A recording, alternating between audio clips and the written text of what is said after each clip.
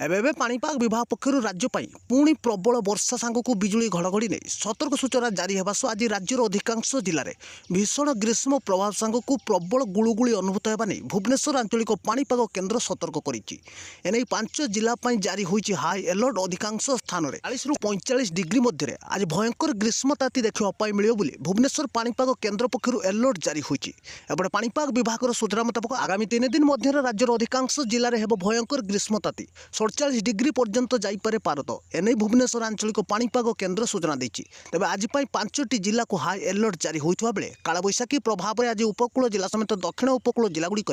बिजुली घड़घड़ी सह वर्षार संभावना रही तेज आगामी 24 घंटा क्यों सब जिला बिजुली घड़घड़ी सह वर्षा और क्यों 5टी जिला को भयंकर ग्रीष्मताती नहीं सतर्क कला पाणीपाग विभाग निश्चय जाणी रखु एसह चैनल को नुआ कर आसते चैनल को सब्सक्राइब करनथिले एबे ही सब्सक्राइब करी घंटी बटन को दबाई रखु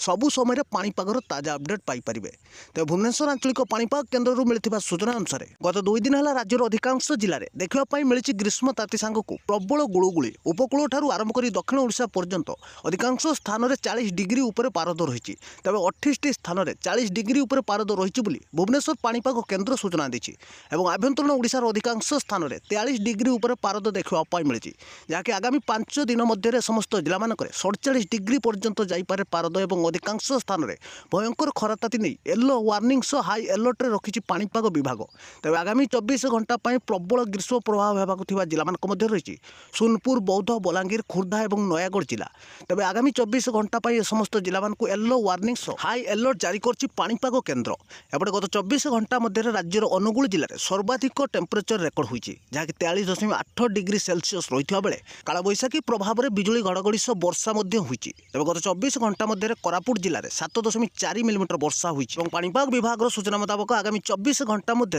दक्षिण ओडिशार किछि जिले में हालुकार मध्यम धरणर वर्षा सह कालबैशाखी झड़ देखा मिले विशेषकर गजपति रायगड़ा कोरापुट और मालकानगिरी जिलार किछि स्थान में आज हालुकार मध्यम धरणर वर्षा सह कालबैशाखी संभावना रही।